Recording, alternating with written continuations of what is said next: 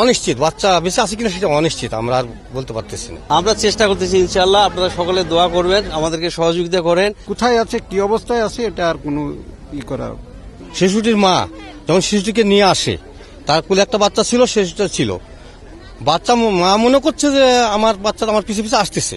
হঠাৎ করে বাচ্চার মা শব্দ পাই, মা শব্দটা পাই, পাওয়ার পরে দেখছে খুঁজে তাকে আমার বাচ্চা নাই। তখন সে উপলব্ধি করছে আমার বাচ্চা কোথায় গেল। যখন আসছে কাছাকাছি তখন দেখছি যে আমার বাচ্চা ওই গর্তের মধ্যে থেকে মা মা শব্দ করতেছে। তো মায়ের জানতো, বুঝতে পারছেন, পৃথিবীর সবচেয়ে সেরা ডাক, এই ডাক আসলে ভোলার মতো না।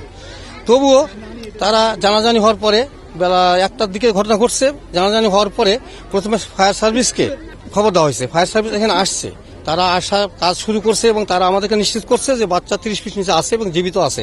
আসার পরেও তারা এই যে মা মা শব্দটা কিন্তু পাওয়া যাচ্ছিল তখন না, তখন দেখেনি। ফায়ার সার্ভিস আসার পরে তারা ক্যামেরা নামায় দেখছে, লাইট নামায় দেখছে যে 30 ফিট নিচে বাচ্চা আছে। হ্যাঁ, কণ্ঠ 4টা পর্যন্ত কণ্ঠ পাওয়া গেছে, বিকেল 4টা পর্যন্ত বাচ্চার কণ্ঠ পাওয়া গেছে।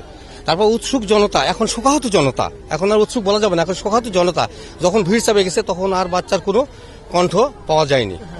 তারপরে ফায়ার সার্ভিসরা চেষ্টা করছে, অক্সিজেন দিয়ে বাচ্চা বাঁচিয়ে রাখার চেষ্টা করেছে। এখন রাত্রে অক্সিজেন টেনে নিছে, তখন আমরা মানে অনিশ্চিত, বাচ্চা বেঁচে আছে কিনা সেটা অনিশ্চিত, আমরা আর বলতে পারতেছি না।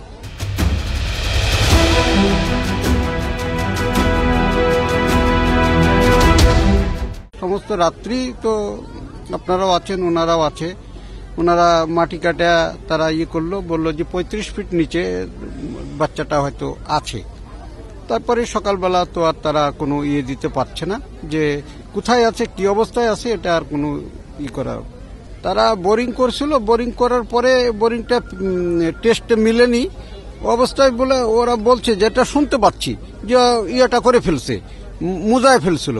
কিন্তু বর্ষার পানিতে আবার মাটিটা নিচে নামে গেছে, এই জিনিসটা তারা আর খতায় দেখেনি। এটা তাদের মোটেই ঠিক হয়নি।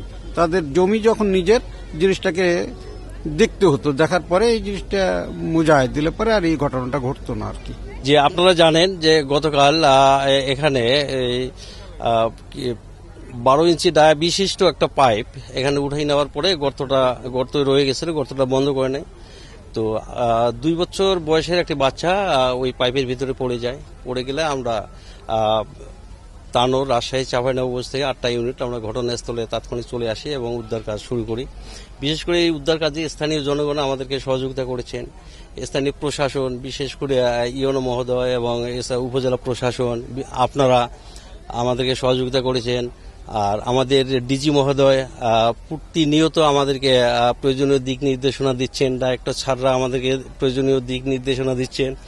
আমরা সকলের সহযোগিতায় আমরা এ যাবৎ 2টি এক্সকেভেটর দিয়ে আমরা আনুমানিক 25 থেকে 30 ফিট খনন করতে সক্ষম হয়েছি। হয়তো আর 5 ফিট খনন করতে পারলে আমরা ভালো একটা রেজাল্ট পাবো বলে আমরা আশাবাদ ব্যক্ত করছি। এটা আমরা যতক্ষণ 35 ফিট আমরা খুঁড়তে পারলে, যেহেতু 12 ইঞ্চি ডায়া বিশিষ্ট পাইপের ভিতরে আমরা 6 ইঞ্চি ডায়া বিশিষ্ট একটা পাইপ ঢুকাই দিয়েছি। এই পাইপটা আনুমানিক 35 ফিট যে পাইপটার নিচে যায়নি, তাতে আমরা বুঝতে পারতেছি যে কেন পাইপটা গেল না।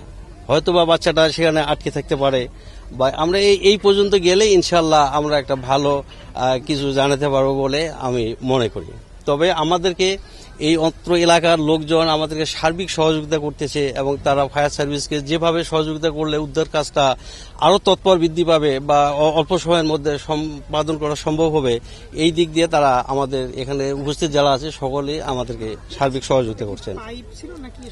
এটা একটা পাইপ ছিল, সেই পাইপটা উঠাই নেওয়ার পরে গর্তটা রয়ে গেছে, গর্তটা বন্ধ করে দেয়। 12 ইঞ্চি ডায়া পাইপ ছিল, এই পাইপটা যেহেতু 12 ইঞ্চি ডায়া ছিল, পাইপের গর্তটা 12 ইঞ্চি হওয়াটাই স্বাভাবিক।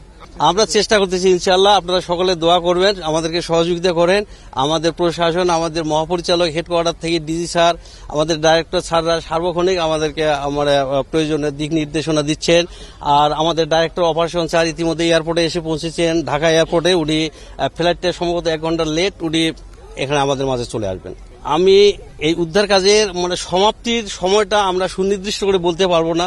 আপনারা দেখছেন যে পাশে একটা পুকুর রয়েছে, সেই আমরা এই পুকুরের পানিটা যাতে এই যে গর্তগুলো করতেছি আমরা এই গর্তের ভিতর যেন না আসে, এই দিকে আমাদেরকে একটু সজাগ থাকতে হচ্ছে।